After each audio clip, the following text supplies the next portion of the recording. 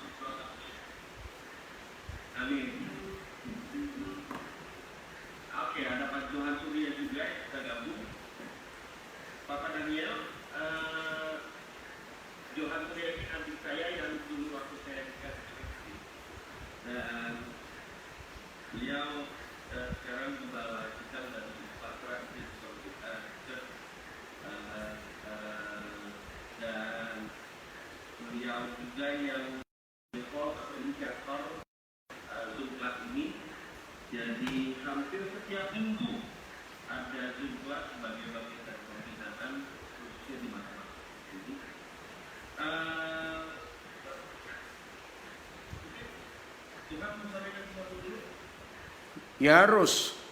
Oke, terima kasih ya. Selamat sore. Mohon maaf saya mungkin tidak bisa bergabung terlalu lama karena saya masih sebentar lagi turun ke bawah. Saya harus ada pelayanan jumban.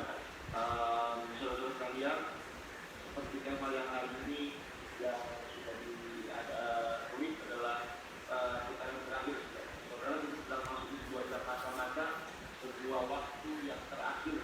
Serius kita benar-benar harus benar-benar sering terfokus sama Tuhan, dan yang paling ini waktu hari ini kita bekerja untuk Tuhan pada hari kedua. Karena ini saudara ini waktu-waktu yang sangat baik, sudah banyak tanda dan pentingan datang Tuhan, banyak kekuatan, banyak pesan Tuhan yang begitu sangat real yang tidak diubah ini. Dan kita harus sangat-sangat dekat kedatangan Tuhan kita.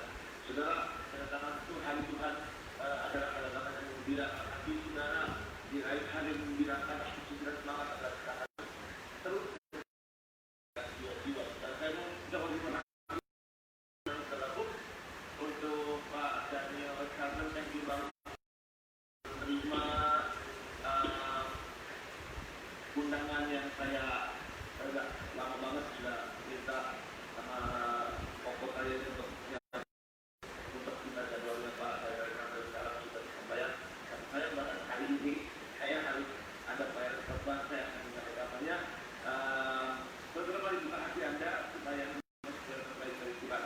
Saudara, saya percaya Tuhan pasti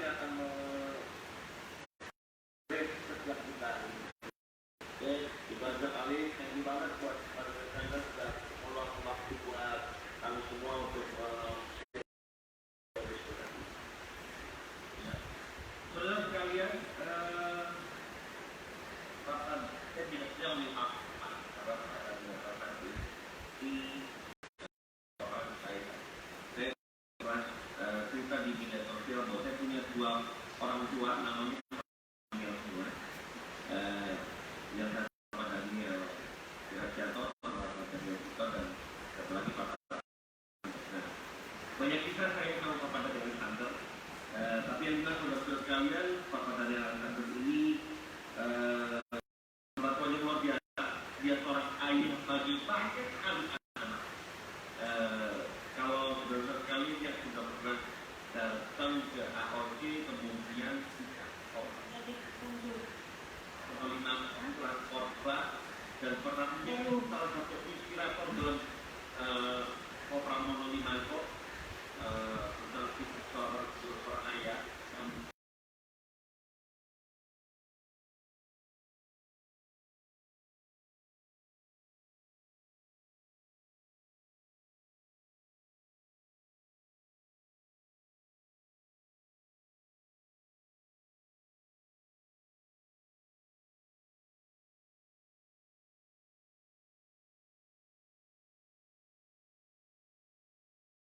meresponi kami putaran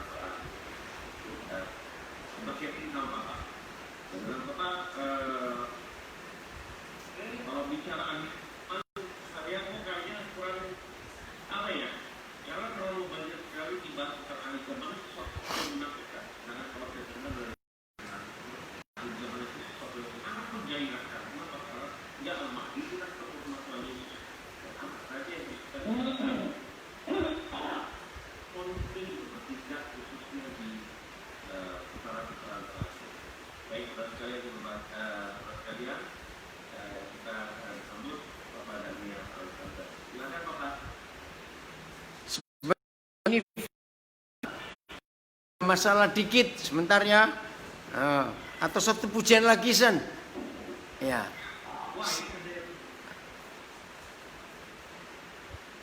Tahu ini kenapa ini Facebooknya ini ada. Kenapa? Ada satu pujian lagi.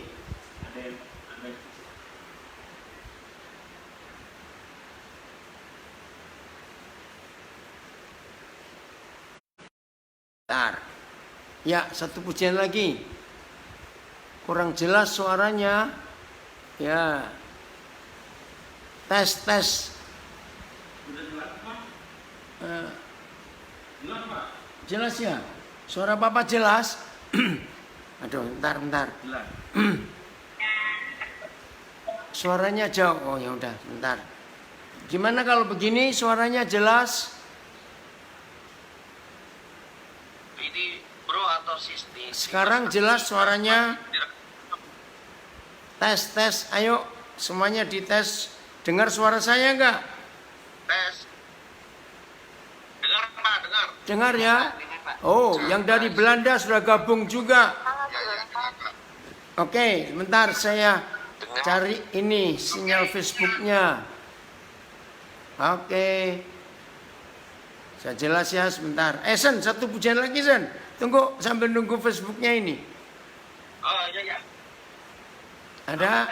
Mana Yuli? Kok nggak ada? Daniel Alexander. Yuli lagi syuting Pak, syuting tarian. Oh, lagi syuting. Keren. Ya. Iya, syuting tarian Pak. Oke. Tarian. Ya. Yang di Facebook bisa dengar jelas ya. Dalam nama Yesus nggak ada gangguan yang Facebook juga.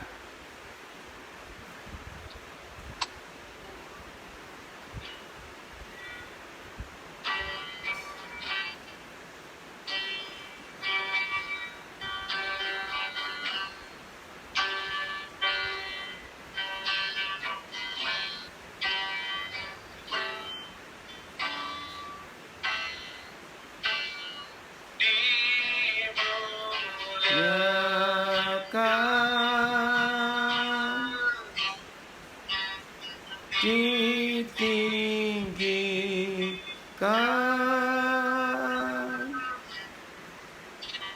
Yesus Tuhan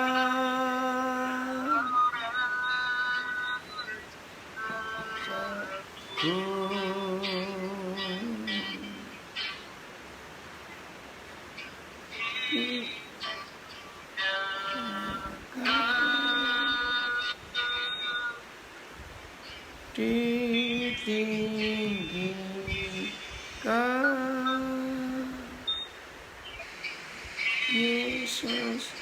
Kau Raja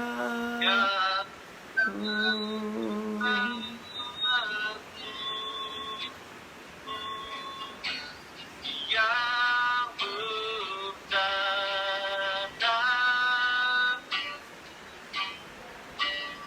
yang berkuasa,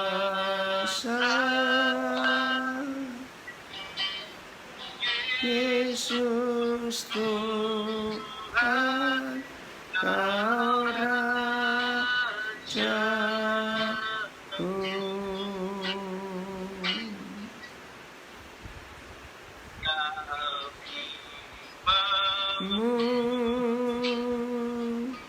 Muji kebesaran-Mu,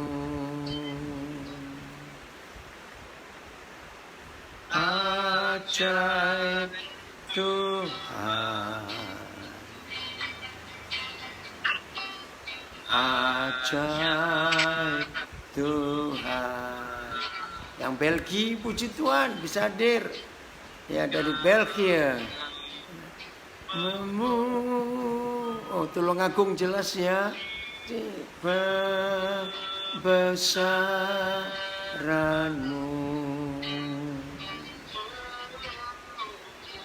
ajaib Tuhan, ajaib Tuhan.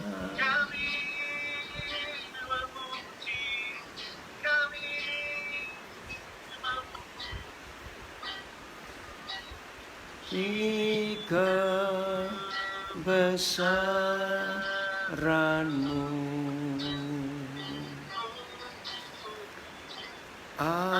ajaib Tuhan, ajaib Tuhan.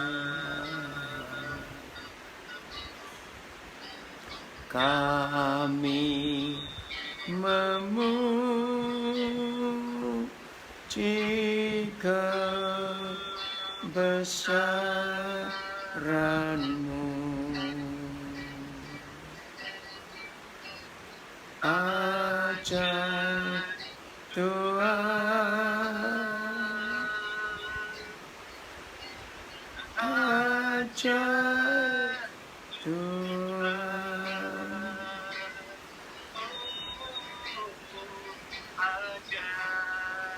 Tuhan,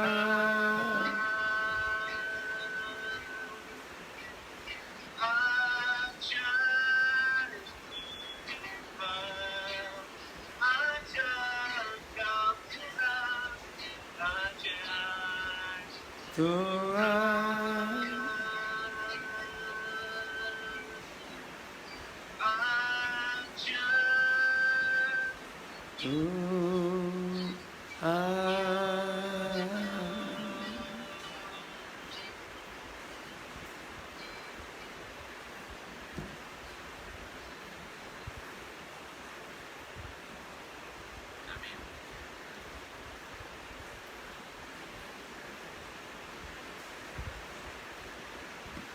Udah, San? Yes, Pak. Oke, puji Tuhan. Ya.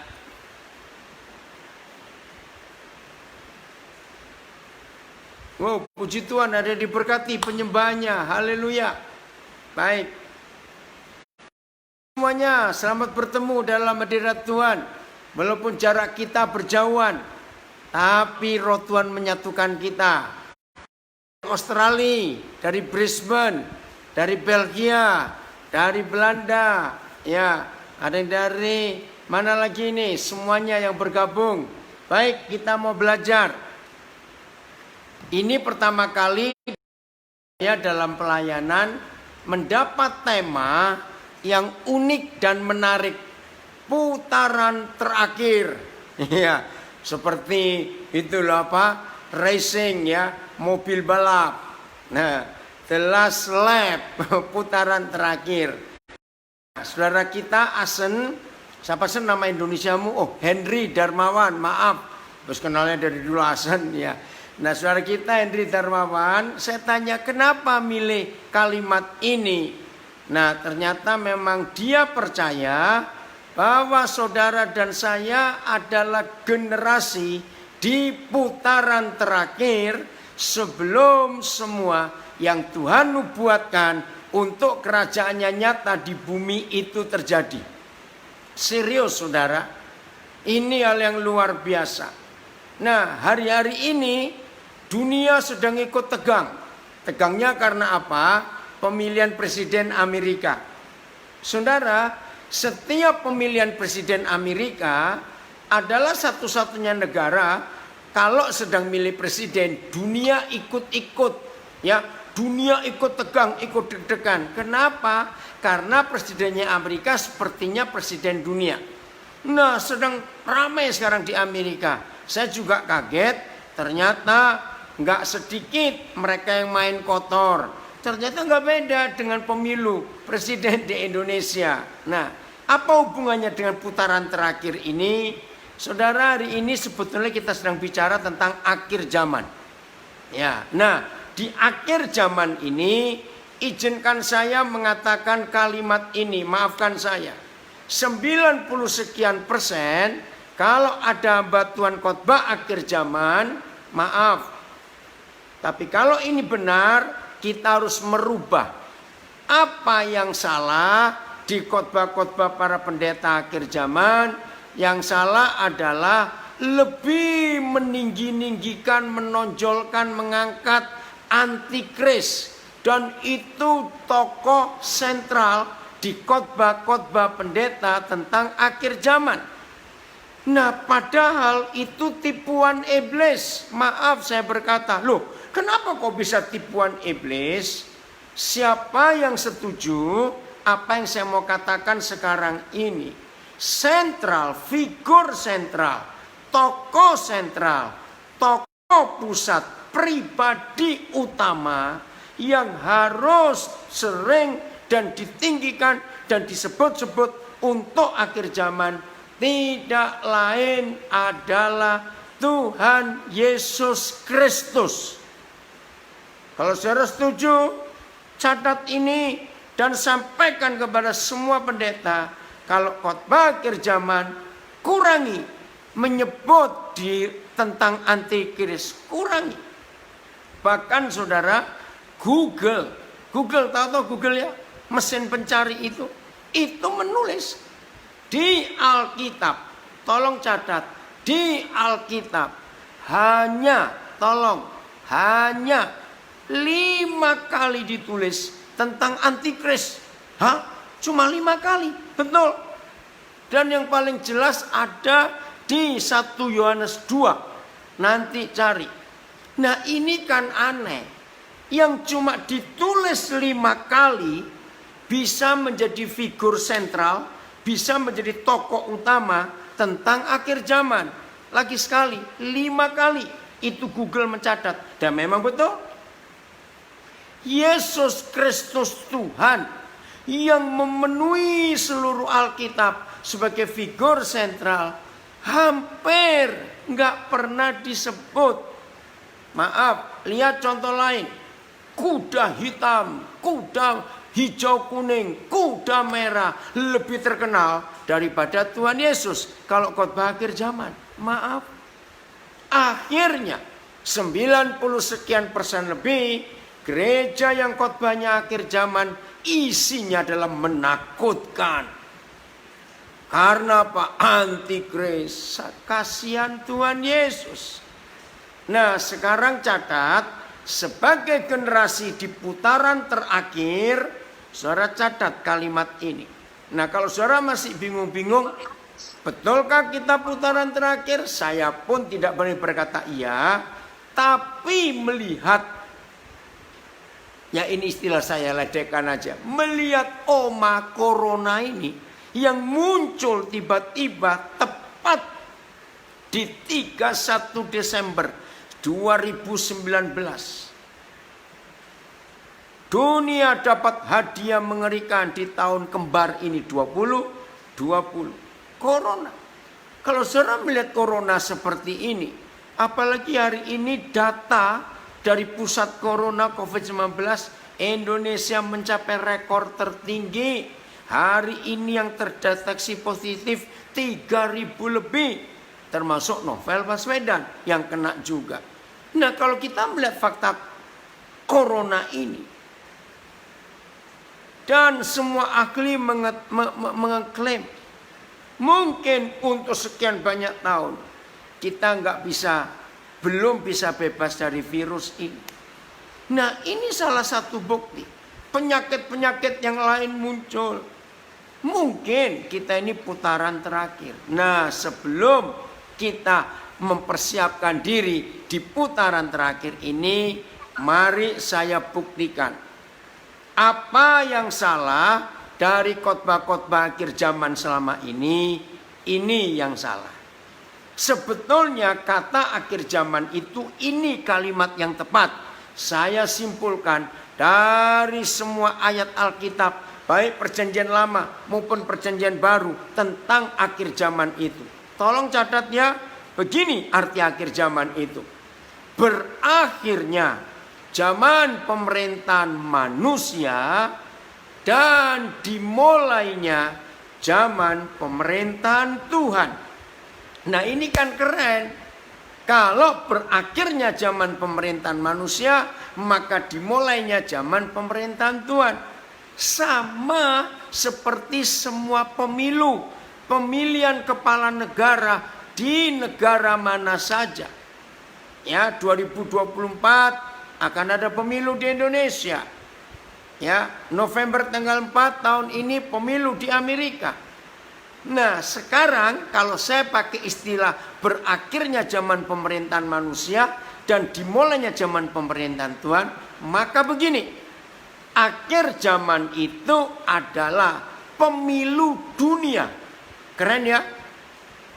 Lagi sekali, akhir zaman itu adalah pemilunya dunia. Ya, seluruh bangsa di dunia harus memilih. Ya, sebentar lagi ada pemilu. Nah, puji Tuhan, kandidatnya cuma 2, seperti pemilu kita. Ya, 2 kali pemilu kandidatnya cuma 2, nomor 1 dan nomor 2. Ternyata pemilu dunia kandidatnya juga cuma 2. 1 Tuhan Yesus, 2 si kunyuk kurang ajar itu. Maaf saya pakai istilah itu. Ini kandidatnya. Nah, sekarang saudara milih yang mana? Ini pertanyaan konyol, tapi karena seringkali kita nggak mengerti. Jawabannya jelas, kita milih yang pertama, yaitu Tuhan Yesus Kristus untuk pemilu dunia. Tapi gobloknya kita, maaf saya berkata, gobloknya kita. Mengapa kita lebih meninggi-ninggikan dan lebih sering nyebut yang nomor 2, yaitu si antikris? Ngapain? Betul nggak pernyataan ini?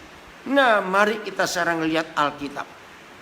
Kalau saudara memikir akhir zaman, putaran terakhir ini tentang pemilu dunia, akan memilih pemimpin dunia, ya, berakhirnya zaman pemerintahan manusia dan dimulainya zaman pemerintahan Kristus Yesus, kerajaan surga akan nyata, maka kita harusnya senang. Sebab ada banyak janji di kitab suci bahwa gereja yang menang akan memerintah bersama-sama dengan Tuhan Yesus. Amin.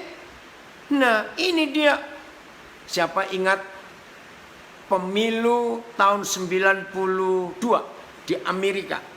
Waktu itu Bill Clinton yang menang. Ya, ingat ya. Keren saudara. Dunia sampai kaget. Dunia loh. Ada apa? Waktu kampanye pemilu presiden di Amerika tahun 92, yang pemenangnya adalah Bill Clinton, menjadi presiden termuda dalam sejarah Amerika waktu itu, karena dia presiden yang ke-42, umurnya juga baru 40-an. Ternyata ada pengusaha Indonesia yang ikut support, yang ikut mendukung dengan dana loh saudara, pengusaha Indonesia untuk memenangkan Bill Clinton. Wih, gempar dunia Ada pengusaha Indonesia? Rasanya belum pernah terjadi pemilu presiden Amerika ada pengusaha asing yang bukan warga negara Amerika ikut Newport, ikut nyumbang. Gempar bukan waktu itu? Ya, yang muda-muda pasti nggak ingat ya. Maka itu seharusnya seperti pengusaha Indonesia itu, saudara dan saya di putaran terakhir ini, ayo dukung nomor 1. Amin. Yaitu Tuhan Yesus Kristus. Jangan ngurusin nomor 2 dong. Karena bukan untuk mereka kita menangkan. Oke, ayat yang pertama. Wahyu 11 ayat yang ke-15. Ya, Wahyu 11 ayat yang ke-15. Ini loh putaran terakhir itu. Wahyu 11 ayat 15. Oh, terima kasih Bapak. Ya. Lalu malaikat yang ke-7. Terima kasih Bapak engkau hadir untuk kami semua. Lalu malaikat yang ke-7. Ini malaikat yang terakhir. Jadi ada malaikat pertama, kedua, keempat sampai ke-6. Dan rata-rata 6 malaikat yang pertama itu beritanya mengerikan. Nafiri itu tanda berita, sangkakala, sama dengan itu ya. Nafiri, sangkakala sama. Nah, ada cukup banyak gereja sering khotbah malaikat kesekian-kesekian, 1 sampai 6. Saya sih nggak pusing. Saya lebih senang malaikat yang terakhir. Karena ini tujuannya, karena kita di putaran terakhir. Saya ulangi lagi, Wahyu 11 ayat 15. Lalu malaikat yang ke-7 meniup sangkakalanya dan terdengarlah suara-suara nyaring. Nah saudara, kalau saudara membaca kitab Wahyu, ada tulisan suara nyaring, itu sebetulnya bukan nyaring merdu, bukan. Tapi suara yang menggelegar, suara yang memenuhi seluruh alam semesta, suara yang besar sekali, suara kemenangan, suara proklamasi. Apa yang terdengar? Katanya, ya, suara-suara nyaring di dalam surga. Ini pemilunya, ini kemenangannya, ini putaran terakhirnya. Suara apa itu? Lihat, oh ini keren. Maka itu saudara lihat saya semangat begini, karena memang saya melihat ini luar biasa. Ya, pemerintahan atas dunia, jelas. Pemerintahan atas, saudara catat, dipegang, diambil alih, dimenangkan oleh Tuhan kita. Jelas itu Tuhan Yesus Kristus dan Dia yang diurapinya. Nah, saudara perhatikan penulisannya ya. Ini bukti bahwa kita di putaran terakhir harus dukung kandidat atau calon yang benar. Lagi sekali, pemilu dunia yang disebut akhir zaman cuma ada 2 kandidat. Tuhan Yesus dan setan, si kunyuk itu. Nah, kita harus mendukung Tuhan Yesus dong. Oke, dan ini targetnya. Pemerintahan atas dunia dipegang oleh Tuhan kita. Jelas Tuhan Yesus. Dan Dia yang diurapinya. Tolong perhatikan, Dia yang diurapinya itu bukan Tuhan Yesus, itu Kristus. Ya, Kristus itu bukan nama. Kristus itu jabatan, pangkat. Ya, bahasa Ibraninya Mesias, Mesaya. Bahasa Yunaninya Kristus, ya, yang diurapi. Ya, maka itu ini jabatan. Berarti Tuhan kita itu Yesus dan Kristusnya itulah saudara dan saya. Pemenang akhir zaman ini. Maka itu setelah disebut jamak Tuhan kita dan Dia yang diurapinya, koma, saudara baca baik-baik, menjadi tunggal. Lihat ya, koma, setelah Tuhan kita dan dia yang diurapinya, koma, dan ia. Berapa ia itu? 1. Loh kok jadi 1? Tinggal 1. Ia akan memerintah sebagai raja sampai selama-lamanya. Gak usah diperdebatkan terlalu panjang. Mengapa Tuhan kita dan Kristusnya menjadi ia? Sebab Tuhan Yesus kepala gereja sudah bersatu dengan tubuhnya. Maka bukan lagi 2, tapi 1. Ini pencatatan yang jelas sekali. Pemerintahan atas dunia dipegang oleh Tuhan kita dan dia yang diurapinya. Maka itu seharusnya pengkhotbah-pengkhotbah akhir zaman itu bukan khotbah antikris, khotbah yang menakutkan soal ini. Chip 66, oh ada dimasukkan tanda, oh ini, woi orang panik, enggak. Kita enggak ngomong itu. Kita ngomong persiapan pemerintahan.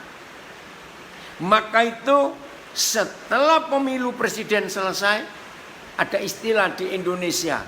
Banyak orang yang was-was. Kenapa was-was? Tunggu ditelepon presiden untuk dipilih jadi menteri. Nah seharusnya dan saya seperti itu. Mendengar berita akhir zaman, ayo siap-siap untuk kita memerintah bersama dengan Tuhan Yesus. Kita lihat Lukas 12 ayat 32. Ini ayat andalan saya untuk akhir zaman, ya. Lukas 12 ayat 32. Untuk membuktikan bahwa kita ini putaran terakhir akan memerintah bersama dia. Begini kata Tuhan. Ya, Lukas 12 ayat 32. Janganlah takut, hai kamu kawanan kecil, minoritas, ya, jangan takut. Kenapa kita nggak boleh takut walaupun kecil, kelompok kecil minoritas? Karena, nah kata karena ini kan tahu alasannya. Mengapa kita nggak boleh takut? Karena Bapamu telah bukan akan berkenan memberikan kamu kerajaannya itu. Jadi saudara dan saya itu diberi kerajaannya. Kerajaan loh, bukan rumah, bukan istana. Beda, kerajaan. Wih, ini luar biasa. Nah, kalau diberi kerajaan, masa jadi lurah, masa jadi camat, jadi gubernur pun tidak. Kalau kita diberi kerajaan berarti jadi raja. Oke, Lukas 22 ayat 29. Ya, Lukas 22 ayat 29.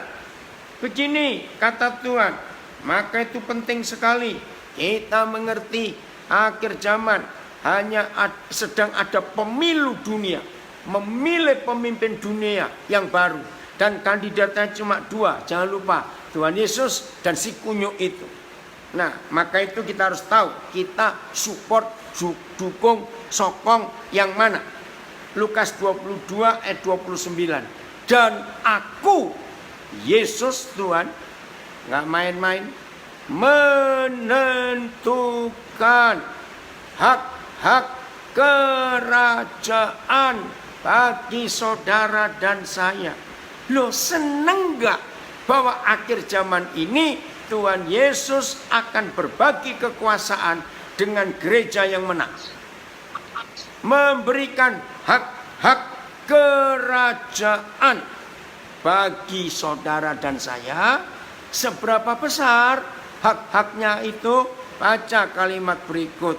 Sama seperti yang ditentukannya, sama seperti Bapakku menentukannya bagiku. Wah, ini luar biasa. Sama hak kerajaan yang Tuhan terima dari Bapaknya, sama. Saudara bayangkan,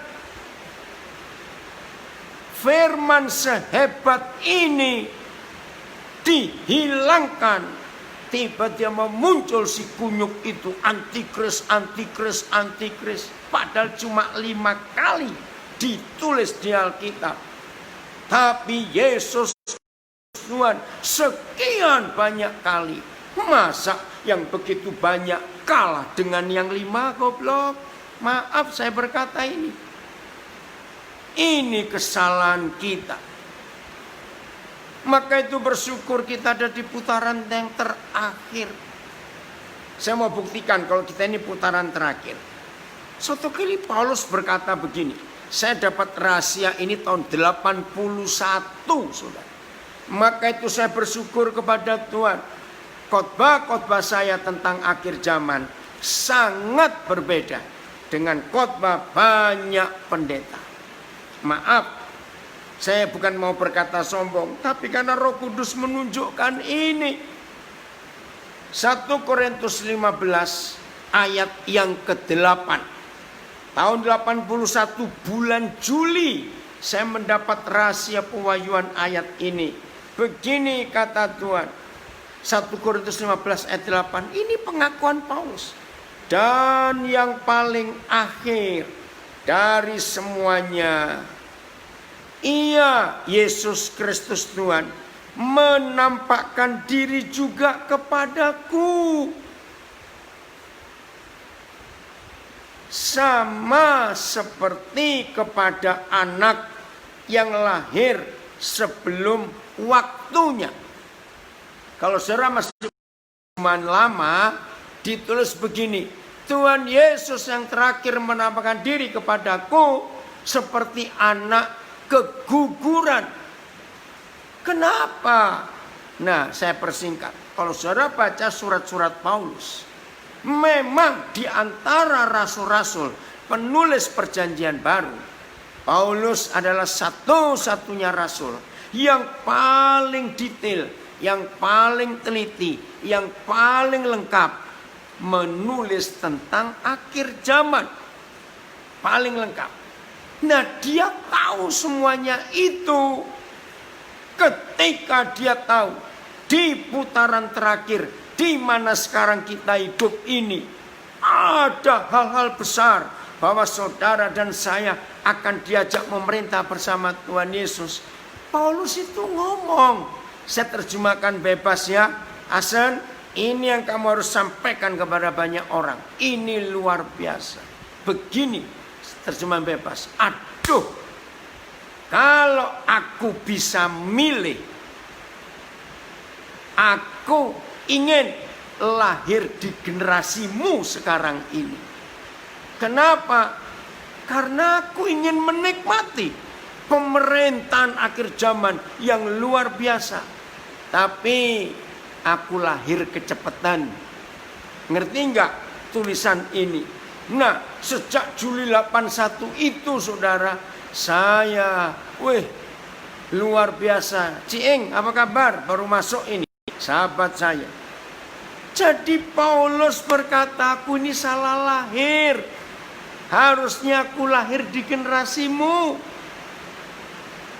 Nah, bayangkan, kalau Paulus saja nyesel pengen lahir di generasi kita, masa kita yang ada di generasi yang sekarang ini takutan karena antikrisnya terlalu sering dikhotbahkan.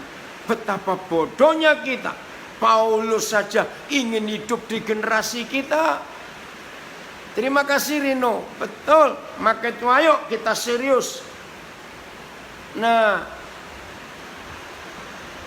ini anak saya. Aduh, kalau aku bisa milih, aku dunia ini di mana putaran terakhir, kata Paulus. Betul. Saudara, inilah waktu yang paling bergairah buat gereja. Karena Tuhan menetapkan kita untuk masuk dalam pemerintahan akhir zaman ini. Saya bacakan lagi beberapa ayatnya. Wahyu 1. Ya, ada terjemahan yang tidak tepat. Ya, kita harus berubah. Wahyu pasal yang pertama ayat yang ke-6. Oh, luar biasa. Terima kasih Bapak. Saya akan baca dengan terjemahan yang betul. Wahyu 1 ayat yang ke-6.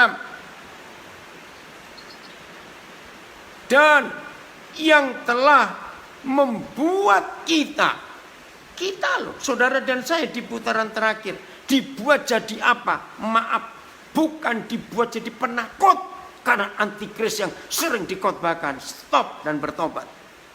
Dan yang telah membuat kita, saudara dan saya, menjadi raja-raja, bukan suatu kerajaan. Terjemah sangat salah. Yang telah membuat saudara dan saya jadi raja-raja dan imam-imam bagi Tuhan Bapanya. Bagi Dialah kemuliaan dan kuasa sampai selama-lamanya. Amin. Betul. Ini ada anak saya komen, ini penyingkapan yang sangat luar biasa. Merinding katanya di Instagram. Wahyu 5 ayat 10. Saudara, ayo kita jadi semangat betul melihat fakta ini, ya. Oke. Pak Matias Kultom, Horas, luar biasa, ya. Wahyu 5 ayat yang ke-10. Dan engkau, Yesus Kristus Tuhan, ya, apa? Telah, bukan akan, telah membuat mereka, yaitu saudara dan saya, menjadi, lagi sekali terjemahnya salah bahasa Indonesia, menjadi raja-raja dan imam-imam bagi Tuhan kita. Dan mereka, yaitu saudara dan saya, tolong catat, woi, bangun. Ini hebatnya kita di akhir zaman, bangun. Lihat kalimat terakhir ayat 10 Wahyu 5. Dan kita, saya langsung ganti, akan memerintah sebagai raja di bumi. Nah saudara jangan mikir, wih jadi kita punya kekuasaan. Awas.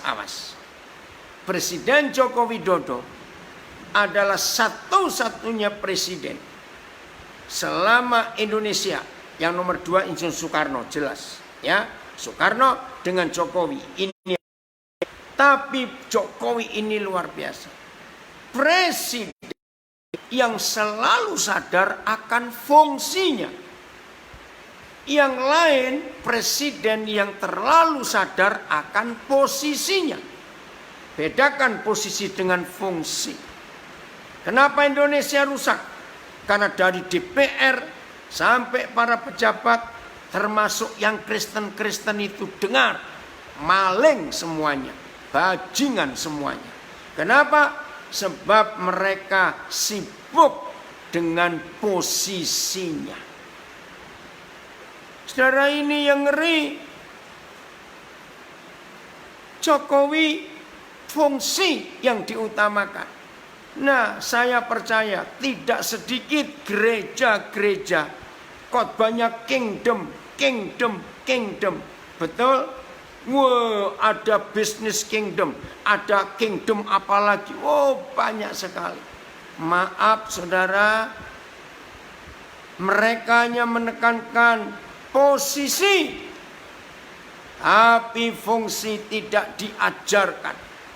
Nah, di putaran terakhir ini kita harus lebih banyak bicara tentang fungsi kita sebagai raja-raja yang akan memerintah bersama Tuhan Yesus di dunia ini. Fungsinya, saya percepat supaya nanti ada waktu untuk kita diskusi.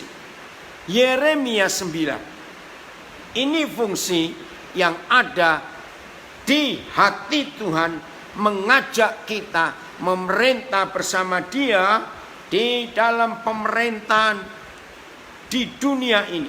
Maka itu ingat, saya ulang-ulang lagi. Akhir zaman itu artinya berakhirnya zaman pemerintahan manusia dan dimulainya zaman pemerintahan surga. Doa Bapa kami harus terjadi. Bapa kami yang di surga, dikuduskanlah namamu, datanglah kerajaan. Jadi dunia harus diubah menjadi seperti surga. Sebab kalau Tuhan tidak memerintah dunia, maka setan yang memerintah dunia. Nah, apa tugas kita? Kalau pemerintahan itu sudah jadi, Yeremia 9 ya, Yeremia 9 ayat yang ke-23. Ya, Yeremia 9 23 24. Beginilah firman Yahweh. Janganlah orang bijaksana bermegah karena kebijaksanaannya. Janganlah orang kuat bermegah karena kekuatannya. Janganlah orang kaya bermegah karena kekayaannya. Habis pokoknya orang-orang sombong, orang-orang yang merasa diri hebat.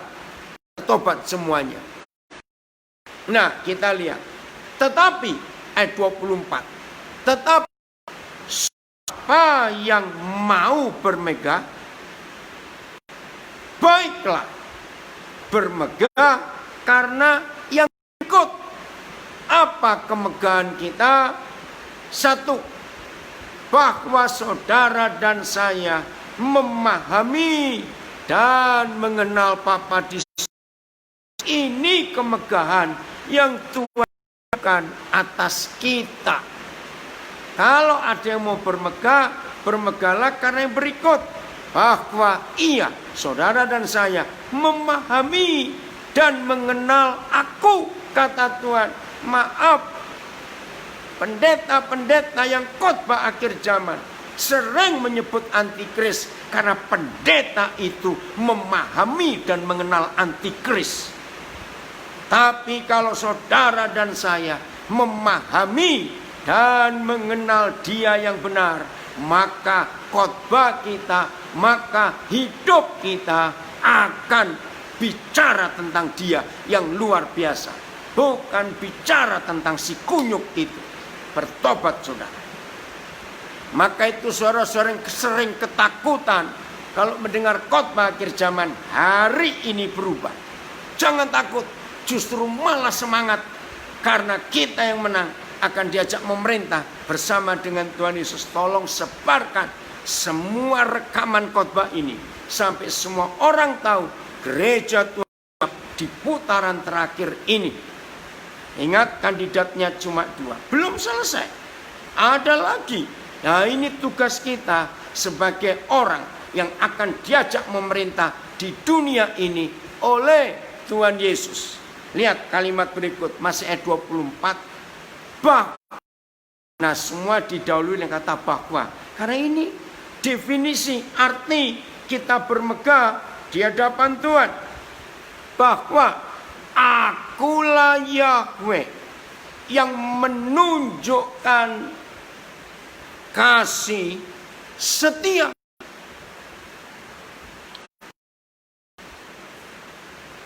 Ini yang harus kita lakukan. Berarti Tuhan pun minta saudara dan saya untuk menunjukkan kasih setia. Ini tugas raja-raja yang diajak memerintah dengan Tuhan Yesus. Maka itu pengkhotbah-pengkhotbah, gereja-gereja yang suka bicara kingdom, kerajaan-kerajaan. Jujur, apakah saudara sudah memahami dan mengenal Tuhan? Apakah saudara sudah menjadi wakil Tuhan untuk menunjukkan kasih setia? Terus untuk menunjukkan keadilan? Saudara, bulan yang lalu 17 Juli 2020 kami di Nabire, Papua mensyukuri 25 tahun penyertaan Tuhan atas pelayanan ini. Sekolah berpola asrama yang pertama di Papua. Dan sampai hari ini pun belum ada yang lain yang mengikuti. Ternyata Tuhan beri kami hadiah yang luar biasa. Maaf ya, saya cuma cerita. Beberapa istilahnya seperti Tribun News ya, kitabisa.com, lalu merdeka.com, apa itu istilahnya? Itu mewawancarai kami, baik guru-guru. Nah, itu yang luar biasa. Tuhan dipermuliakan. Nah, sekarang ini Trinity Broadcasting Network dari Amerika sedang meliput apa yang Tuhan kerjakan lewat kami. Kami nggak minta, mereka yang cari. Puji Tuhan untuk itu. Oh, ini kami sudah mengumpulkan banyak foto-foto yang mereka minta semuanya. Maka itu saudara, betul ini ada yang tulis. Karena kita nantinya memerintah, belajarlah dari sekarang untuk menjadi berkat di tengah masyarakat tempat tinggal kita. Jadi terang dan garam dunia. Betul. Nah, pertanyaan mereka, semua yang mewawancarai, pertanyaan mereka, mengapa saya memilih Papua? Kenapa yang lain? Nah, semua yang mewawancarai jawaban saya sama. Saya ingin memeratakan keadilan. Loh, kenapa? Karena di Papua ini enggak adil. Saudara tolong catat. Satu-satunya pulau di dunia, bukan cuma di Indonesia loh saudara, dunia, yang sangat kaya dengan sumber daya alam, ya, itu Papua. Mineral-mineralnya, logam-logamnya, hutannya, fauna floranya, isi lautnya, wah, luar biasa. Tapi rakyatnya miskin, kan aneh. Bahkan saudara, dalam istilah pemerintah, Papua ini masih masuk wilayah 3T. Yang belum tahu harus tahu, yang di luar negeri 3T. 1 terluar, 2 tertinggal, 3 terbelakang. Kan menyedihkan, padahal tanahnya kaya. Jadi saya ke Papua bersama istri, bersama semua anak-anak keluarga, ingin memeratakan keadilan. Karena ini perintah. Puji Tuhan banyak yang tahu. Sebelum saya ke Papua, saya sudah punya izin tinggal menetap di Australia, namanya PR, permanent resident. Saya sudah enak tinggal di Amerika. Tapi ketika Tuhan panggil, saya tahu posisi saya harus memeratakan keadilan.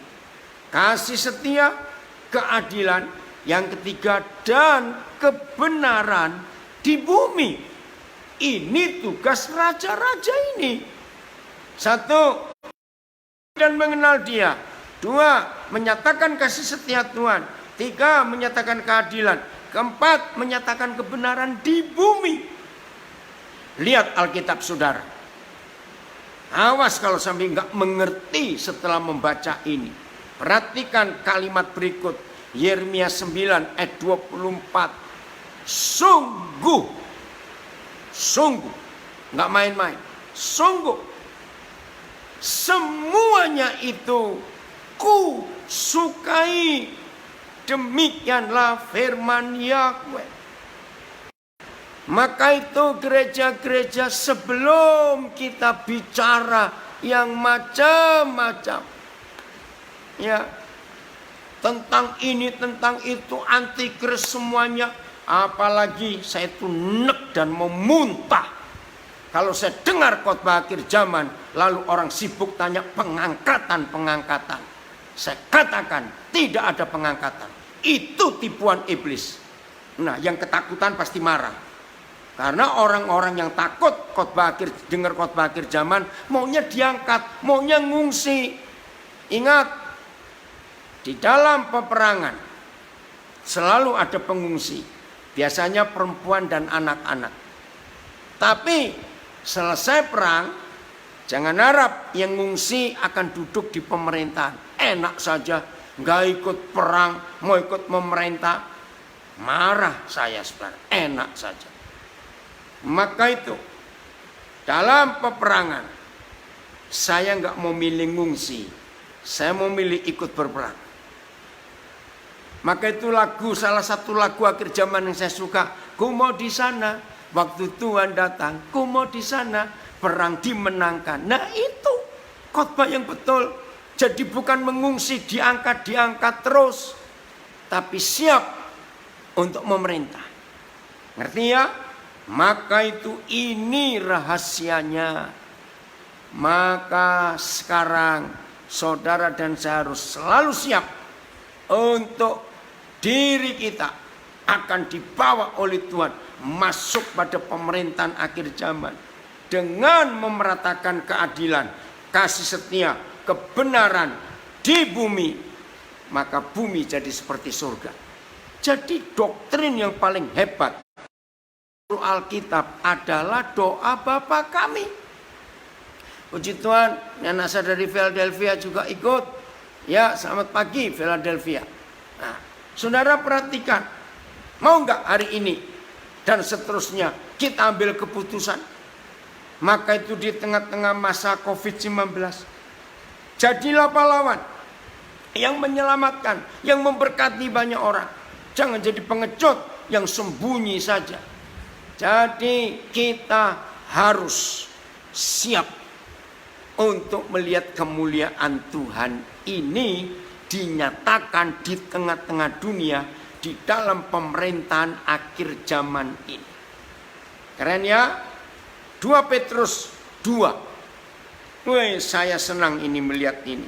Siapa saudara dan siapa saya?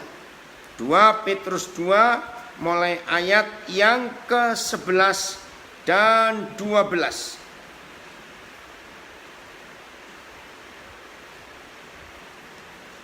Maaf, saya salah. 2 Petrus 3, 11 dan 12. Ya, perhatikan. Begini kata Tuhan.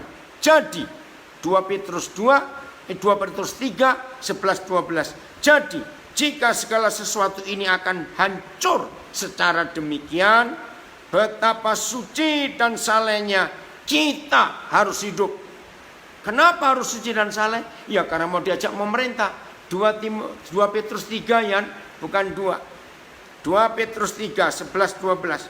Jadi kita harus hidup saleh, hidup suci. Karena kita akan diajak memerintah bersama dengan Tuhan Yesus.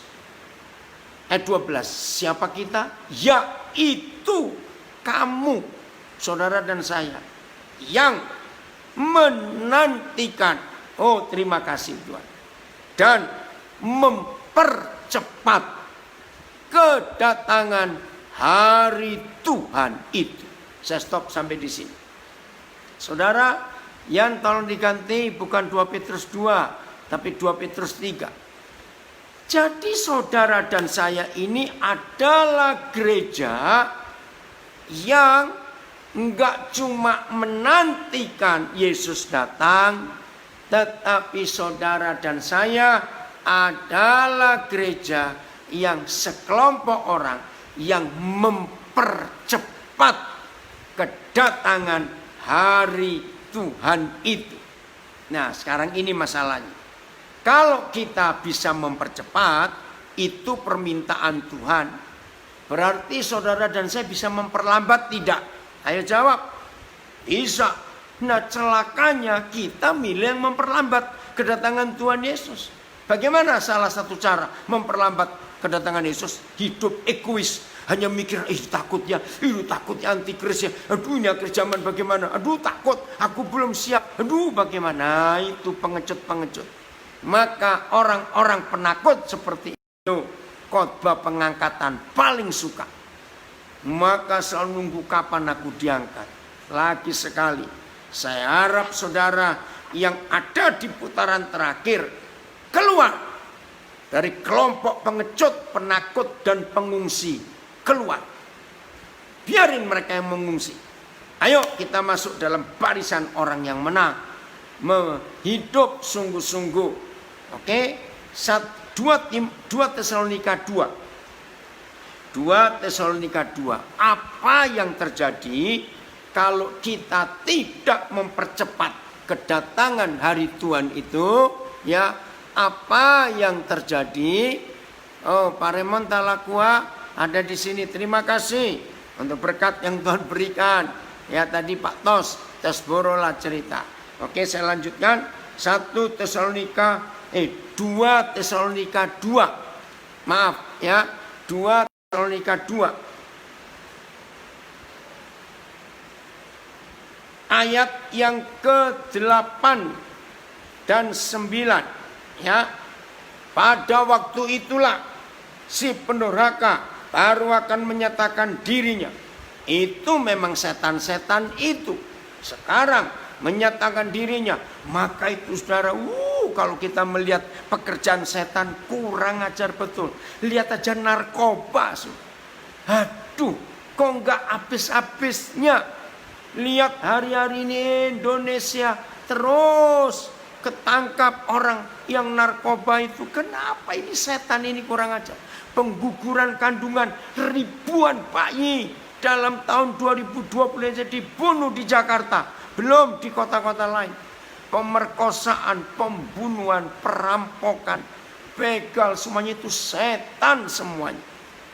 Ngeri. Penyakit-penyakit yang luar biasa. Itulah si pendurhaka itu ya baru akan menyatakan dirinya. Nah, kata tetapi, tolong garis bawahi setelah kata tetapi. Jadi apa arti kata tetapi? Sebaliknya, ketika si pendurhaka sedang merajalela, tapi terima kasih Tuhan. Perhatikan dua kata kerja waktu yang dipakai di sini. Tetapi siapa dia? Ya, Tuhan Yesus. Terima kasih Tuhan. Akan membunuhnya dengan nafas mulutnya. Nah, begini kan bagus. Akhir zaman, setan dibunuh oleh Tuhan Yesus. Ngapain diangkat-angkat? Ngapain dipuja-puja? Salah. Tetapi Tuhan Yesus akan membunuhnya dengan nafas mulutnya. Membunuh. Keluarkan kata membunuh. Dan yang kedua, akan memusnahkannya kalau ia datang kembali. Jadi ada dua tahapan setan itu dimusnahkan. Tahap yang pertama, setan dibunuh oleh nafas Tuhan Yesus. Tahap kedua, si setan dimusnahkan kalau Yesus datang. Nah, saudara milih yang mana? Ya, saya milih yang dimusnahkan dong, supaya cepat selesai dan bumi jadi seperti surga. Maka itu saudara penting sekali mempercepat kedatangan Tuhan Yesus supaya setan segera dimusnahkan. Saudara dan saya adalah orang-orang yang mempercepat itu. Jangan lupa tanggung jawab ini. Nah, bagaimana kita bisa mempercepat? Tadi sudah ditulis di 2 Petrus 3, hidup kudus, hidup benar. Lalu Matius 24 ayat 12, bagaimana bisa dipercepat kedatangan ini? Matius 24 ayat 14 ditulis begini. Dan Injil kerajaan itu akan diberitakan ke seluruh dunia menjadi kesaksian bagi segala bangsa. Terima kasih Bapak. Jadi untuk saudara dan saya bisa mempercepat, beritakan Injil kerajaan itu ke seluruh dunia, jadi kesaksian bagi segala bangsa. Lihat kalimat terakhir. Ya, ini anak saya dari Taipei, Final Lab. Maka kalimat terakhir ayat 14 Matius 24. Barulah sesudah itu tiba kesudahannya. Luar biasa saudara. Barulah sesudah Injil kerajaan itu diberitakan ke seluruh dunia, barulah tiba kesudahan datang. Nah, jadi tugas kita untuk memberitakan Injil kerajaan. Ingat, ada 3 macam. Iya, puji Tuhan. Dari Den Haag, Leni, ya senang sekali kamu hadir. Ada Injil pertobatan, itu diberitakan oleh Yohanes Pembaptis. Ada Injil keselamatan yang dibawa oleh Tuhan Yesus dan murid-muridnya. Maka yang terakhir, Injil kerajaan. Apa bedanya? Nah, Injil kerajaan itu yang sedang kita diskusikan sekarang. yaitu pemerintahan di dunia akan dipegang oleh Dia dan yang diurapinya, Yesus dan kita. Oh, ini luar biasa. Oke, Len, kau akan khotbahkan ini terus supaya semua orang tahu bahwa akhir zaman itu indah dan menyenangkan. Kita siap diajak memerintah bersama-sama dengan Tuhan. Oh, ini luar biasa. Bukti yang lain, 1 Korintus 6 ayat 1 sampai 4. 1 Korintus 6 ayat 1 sampai 4. Maka itu saudara, kalau kita sudah ngerti soal akhir zaman seperti ini, jangan sibuk dengan hal-hal yang kecil. Urusan jerawat ribut, urusan branded, barang ini barang itu ribut, urusan uang ribut, itu kecil-kecil, jangan diurusin lagi. 1 Korintus 6 mulai ayat 1, saya baca dengan cepat. Apakah ada seorang di antara kamu yang jika berselisih dengan orang lain berani mencari keadilan pada orang-orang yang tidak benar dan bukan pada orang-orang kudus? Atau tidak tahukah kamu bahwa orang-orang kudus, catat, orang-orang kudus, itulah saudara dan saya akan menghakimi dunia. Ayo saya tantang, kalau saudara dan saya beri privilege, kesempatan seperti ini untuk menghakimi dunia, saya tanya, masih tetap mau diangkat mengungsi? Itu orang paling goblok sedunia. Maaf, kita akan dipakai untuk menghakimi dunia.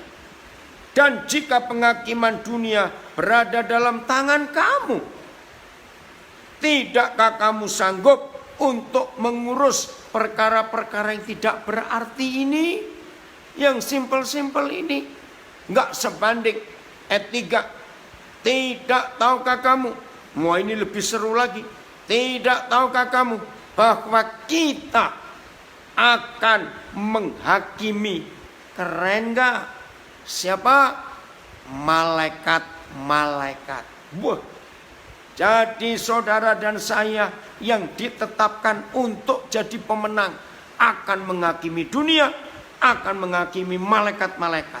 Saya ngomong lagi, masih mau ngungsi, mau diangkat, goblokmu gitu saja. Maaf saya berkata ini luar biasa saudara.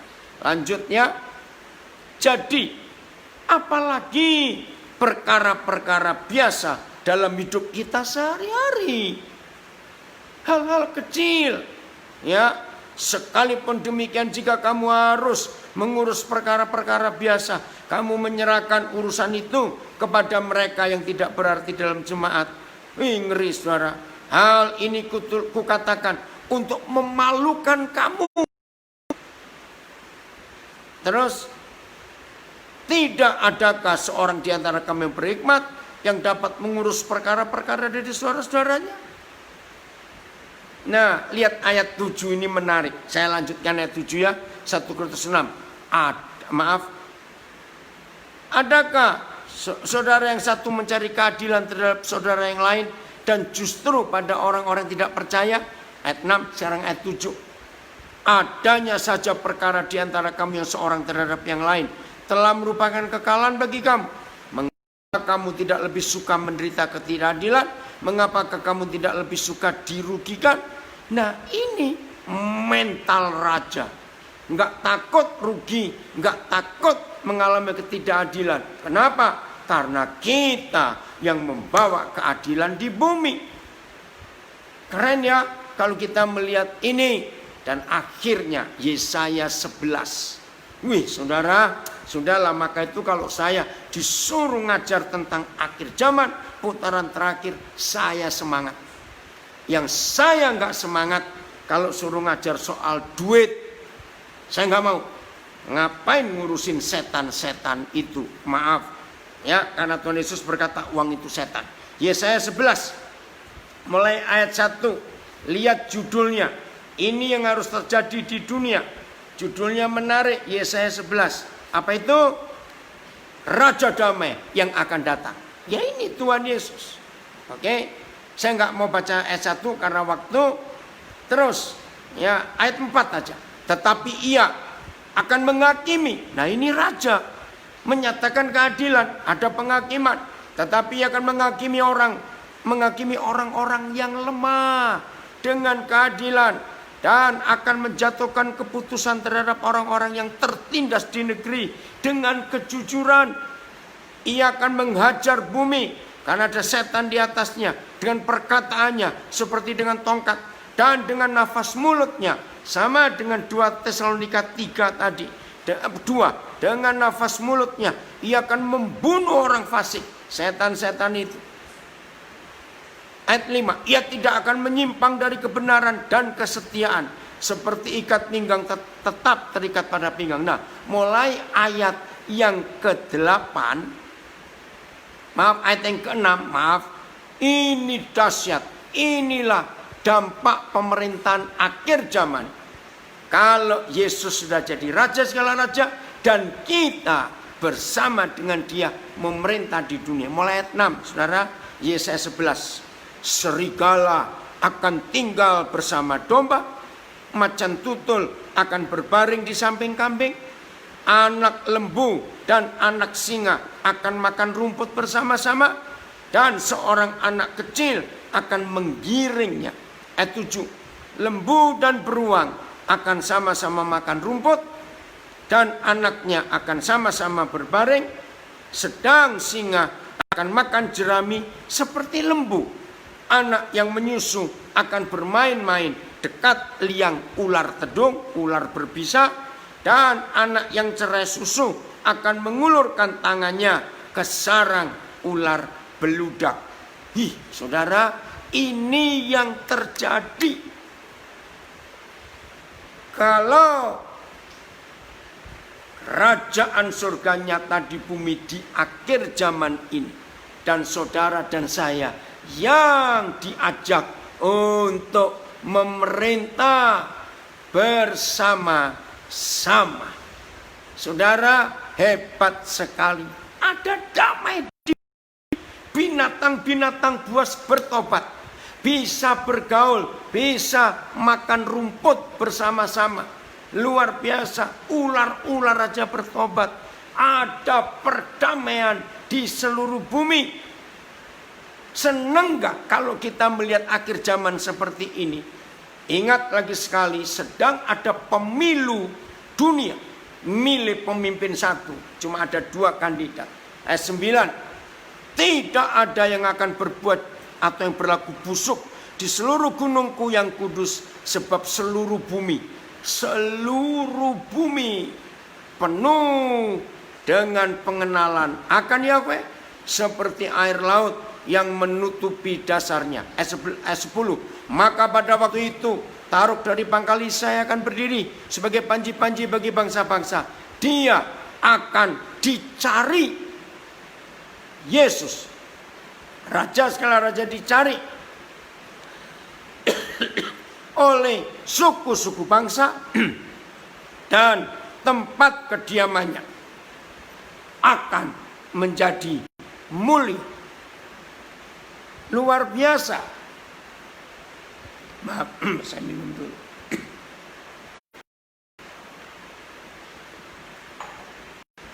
Kalau saudara melihat akhir zaman seperti ini, tetap mengungsi, rugi. Maka itu, ayo mulai hari ini kita serius. Terima kasih Tuhan untuk akhir zaman yang menyenangkan. Kami siap memerintah bersama dengan Tuhan Yesus atas bumi ini. Tuhan Yesus memberkati kita semua.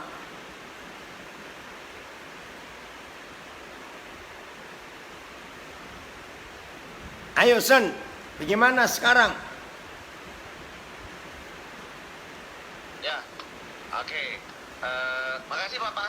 Sama-sama.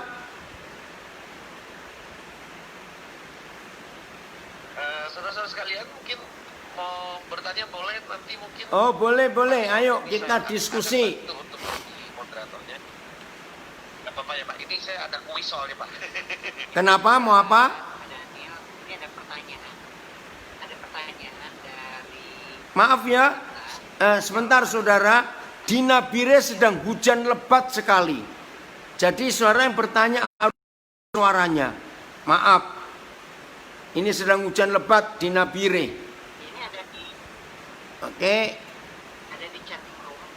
Oh. Ini saya baca. Apen. Papa senang kamu mendengar. Ini salah satu anak kami dari sekolah kami sejak TK yang menjadi anggota DPRD Provinsi Papua, anggota DPR yang termuda. Apen, kamu ada. Belajar ya, fak-fak juga hadir. Puji Tuhan. Ya. Ada yang bertanya? Silakan. Siapa? Dari Pak Adi tanya. Maaf, nggak dengar. Maaf, tidak dengar, saudara.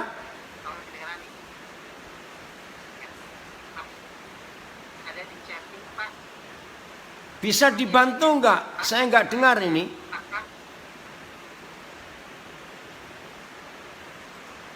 Atau jangan pakai earphone. Halo, Pi. Iya, langsung lebih dekat kali ya Pak Sony, supaya jelas suaranya kali.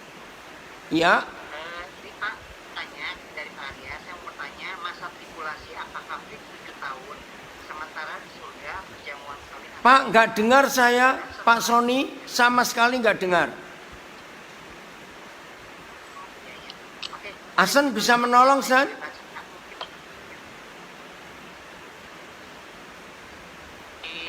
Di chat, kolom chat saya nggak ada kok Sony. Ada dari Udah kampus kayaknya. ada di ya. Oh yo, saiki aku rasa hati pusing. Coba diulangi lagi, maaf, bagaimana? Ini kolom chat ya Pak ya. Diulangi sekali ya Pak ya. Saya bantu ya. Shalom pada Del Alexander, untuk dijawab pada event tanya jawab saya Arya. Mau bertanya masa tribulasi apakah fix 7 tahun sementara di surga perjamuan kawin anak domba, dan setelah pesta di surga Tuhan Yesus turun mendirikan kerajaan 1000 tahun di muka bumi. Apakah anak-anak Tuhan mengenakan tubuh kemuliaan semua? Apakah ada manusia yang masih mengenakan tubuh daging? Apakah mereka yang di surga bisa turun semua mengenakan tubuh kemuliaan ke bumi, atau hanya 144.000 orang kudus saja? Ya, oke, ini pertanyaannya banyak jadi saya rangkum. 144.000 itu saksi Yehova. Itu angka kiasan, bukan angka mati. Ya. Soal tribulasi, ya, soal jangan digabungkan dengan pemerintahan 1000 tahun.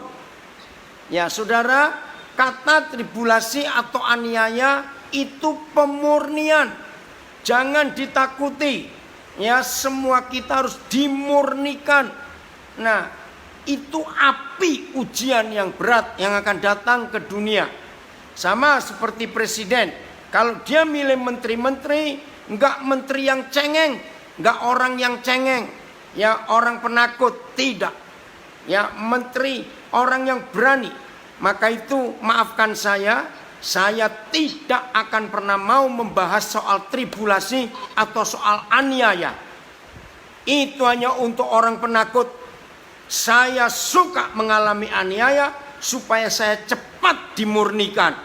Maaf, yang gak setuju gak apa-apa. Yang ngungsilah, nanti kita ketemu di ujungnya di mana.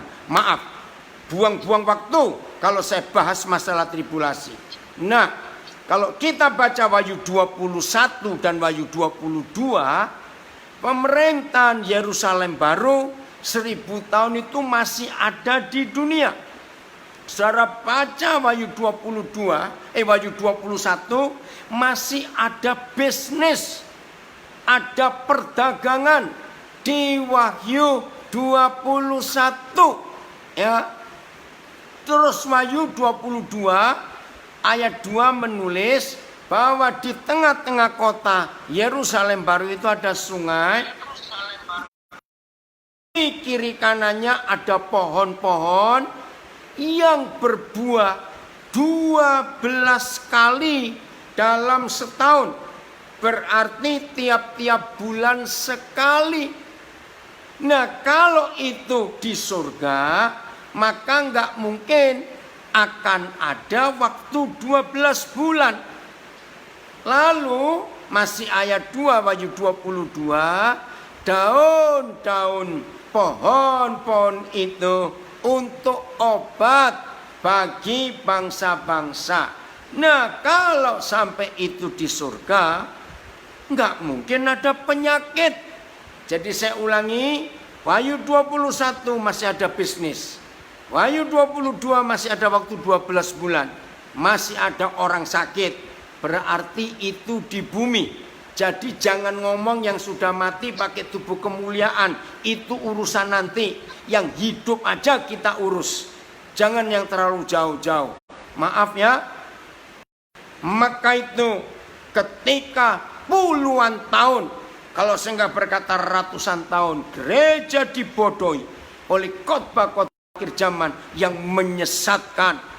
Maka itu lihat aja bukti pertanyaannya. Nggak tanya bagaimana menjadi raja, yang ditanya tribulasi lagi. Maaf, saya nggak menyalahkan Pak Sony yang tanya. Tapi ini racun dari si antikris yang merusak pikiran kita. Jadi ayo kita bicara. Bagaimana kita siap memerintah atau tidak? Belajar menyatakan keadilan. Oh, itu jauh lebih seru, saudara. Oke, lanjut.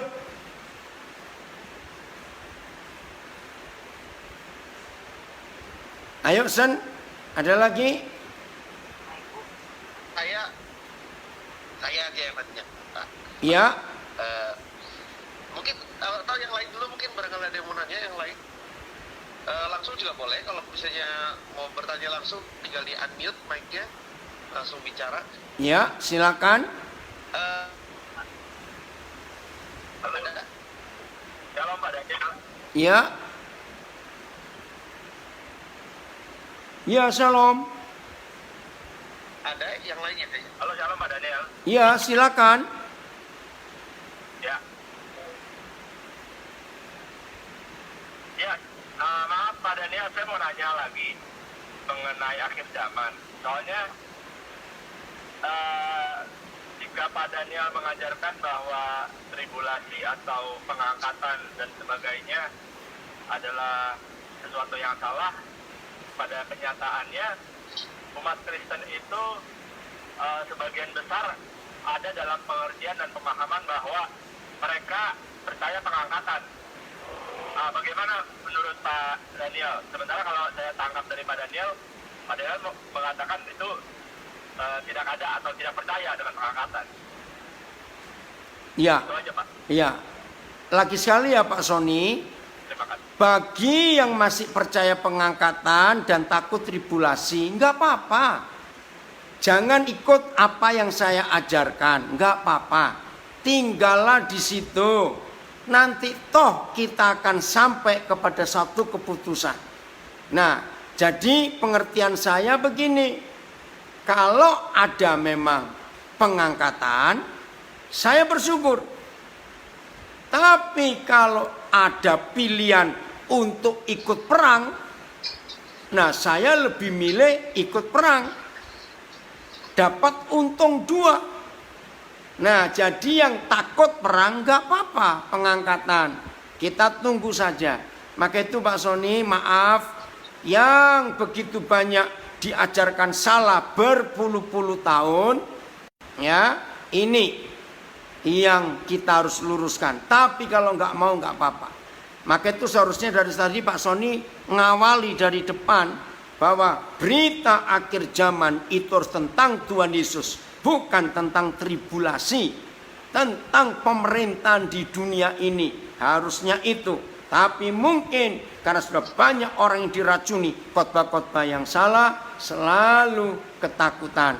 Jadi Pak Sony biarin, saya nggak mau ngurusin yang tetap mau mengungsi, nggak apa-apa, ya. Tapi kalau ada pilihan untuk perang, saya harus ikut yang perang itu. Oke, ayo lanjut yang lain.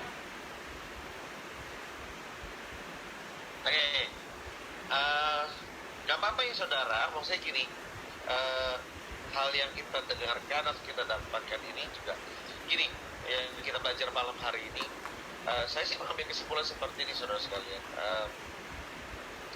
Apapun juga yang kita dapatkan, informasi apapun juga yang kita dapatkan, itu yang akan membentuk kita untuk berjalan bersama Tuhannya seperti apa.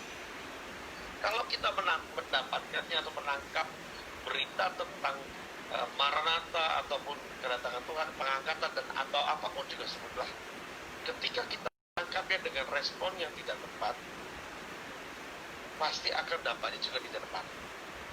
Benar nggak, saudara? Nah, bagi saya, yang Papa Daniel sampaikan dan yang saya juga renungkan bahwa di akhir zaman atau apapun juga, sebutlah di putaran-putaran terakhir ini, yang kita harus tangkap adalah gairahnya, yang kita harus tangkap adalah semangatnya, yang kita harus tangkap adalah bagaimana kita menyikapinya. Nah, berkaitan dengan yang saya ingin tanyakan ke Papa Daniel, Papa Daniel saya yang satu lagi pun selalu menyampaikan seperti itu. Memang Papa saya yang satu lagi juga menyampaikan bahwa ada ini di hari-hari terakhir. Tapi yang selalu didengung-dengungkannya adalah ayo kita berbuat baik, ayo kita beri dampak dengan sekitar kita. Bagaimana kita membawa jiwa-jiwa sebanyak mungkin dan kepada Tuhan. Nah, hal yang ini yang seringkali saya nangkep, benar nggak Pak? Betul. Yang Iya. maksudnya Papa Daniel Alexander sampaikan, ini yang seringkali terhilang. Antusias dan excitement kita untuk membawa jiwa tergantikan oleh topik yang lebih hebohnya, maksudnya pengangkatannya, bagaimana kita diangkat atau tidak, atau 1000 tahun dan yang lainnya. Menurut saya seperti itu sih. Oke. Begitu ya Pak, kira-kira Pak ya? Iya. Pokoknya bicara menyelamatkan dunia. Kita nggak bicara tentang orang yang ketakutan, orang ngungsi. Ayo kita selamatkan dunia dengan otoritas yang Tuhan beri kepada kita. Maka itu saudara, sayang kalau kita dengar khotbah akhir zaman yang jelas kerajaannya diberikan kepada kita, tapi kita masih berkutat, masih putar-putar tentang antikris, tentang aniaya, tentang ketakutan, kan rugi. Ya, tapi saya nggak mau memaksa juga. Oke ya, ayo. Siapa lagi?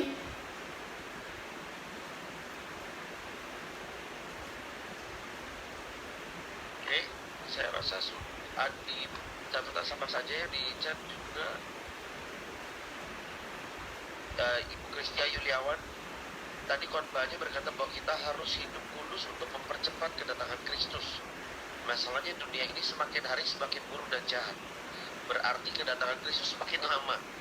Kedatangan Kristus itu melihat anaknya untuk hidup kudus. Enggak makin lama. Asal kita mau hidup kudus. Kedatangan Kristus itu. Ya, oke, saya jelaskan ya. Yang bertanya, kalau syaratnya hidup kudus, kita bisa. Nah, Tuhan menciptakan segala sesuatu itu bisa jadi pelajaran buat kita. Betul tidak? Tuhan berkata kita seperti burung Raja Wali. Ya, berani menghadapi bahaya, berani menghadapi angin. Ya, dalam kitab Ayub, banyak binatang-binatang hebat. Ya, kuda Nil, misalnya buaya, banyak sekali. Tuhan Yesus mengajarkan belajar seperti burung. Betul? Nah, yang tadi tanya takut nggak bisa hidup kudus, maaf, belajar dari bunga teratai. Bunga teratai itu indah, cantik, waduh, warnanya menyenangkan. Tapi bunga teratai tidak akan tumbuh kalau nggak di dalam lumpur.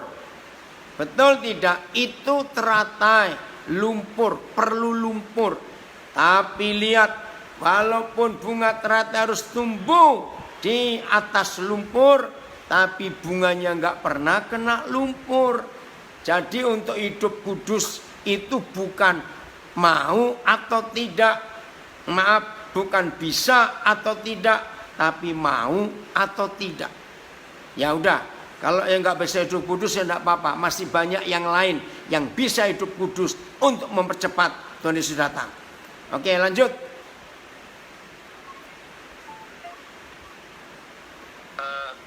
Di kolom chat ada dari Ibu Regina Napitupulu. Ya. Tanya ya Pak, peperangan yang dimaksudkan Pak Daniel itu maksudnya peperangan rohani atau menegakkan keadilan, kebenaran? Oke, ya. Memerangi kemiskinan. Ya, kita harus perang terhadap kemiskinan. Memerangi kebodohan. Memerangi kelaparan. Memerangi ketinggalan. Nah, itu harus. Ya, saya kalau suruh doa syafaat di gereja-gereja untuk pemerintah, untuk bangsa, maka saya nggak pernah berdoa berkati dulu ya presiden yang dulu-dulu, bukan yang sekarang. Ya, berkati presiden, enggak. Perampok kok diberkati, koruptor, bajingan maling kok diberkati pejabat-pejabat. Saya kalau berdoa syafaat begini isinya, Tuhan cepat turunkan para bajingan yang duduk di kursi-kursi pemerintahan, yang makan uang rakyat, yang tidak adil. Hukum mereka Tuhan. Itu doa saya. Jangan diberkati. Maling kok diberkati, malah berhasil. Nah, ada orang lapar, kita kenyangkan. Awas yang masih doa begini.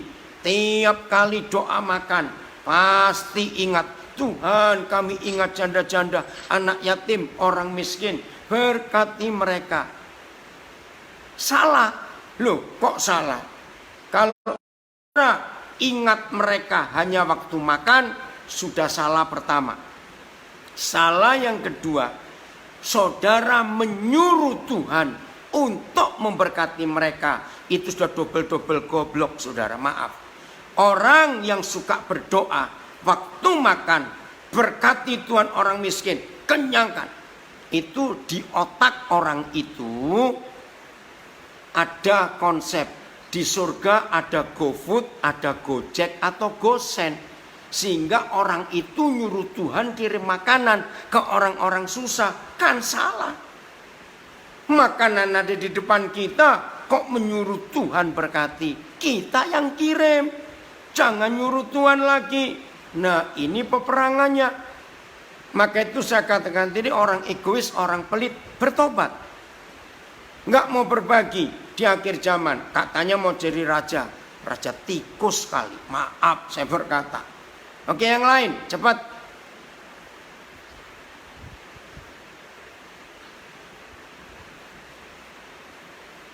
Hasan? Pak Sony bisa bantu, tadi saya sempat keluar jadi chatnya itu. Dengar. Pak Sony, tadi saya sempat keluar, dok. Sinyalnya sempat, dok. Ya, Mas, sudah tidak ada lagi.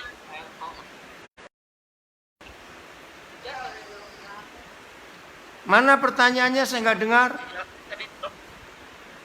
Sinyalnya tadi, dok. Dan apa? Jadi kayaknya hilang.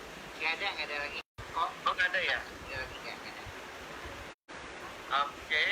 Ya. Bapak terima kasih. Yang masih mau bertanya? Ini ada yang angkat tangan ini, Bam Setio siapa? Hai Yul. Tangan Bam Setio, Yuli.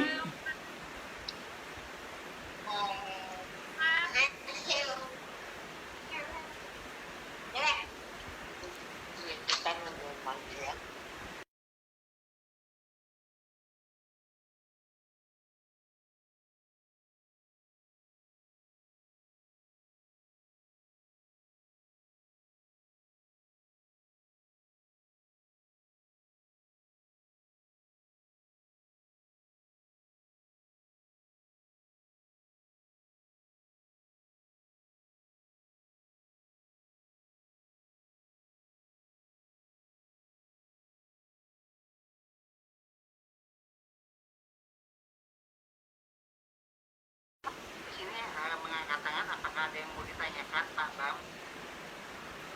Maaf, nggak dengar. Pak Bam? Tadi sorry. Maaf, tadi kebetulan itu. Sorry. Oke. Kalau begitu nampaknya sudah nggak ada ya. Iya.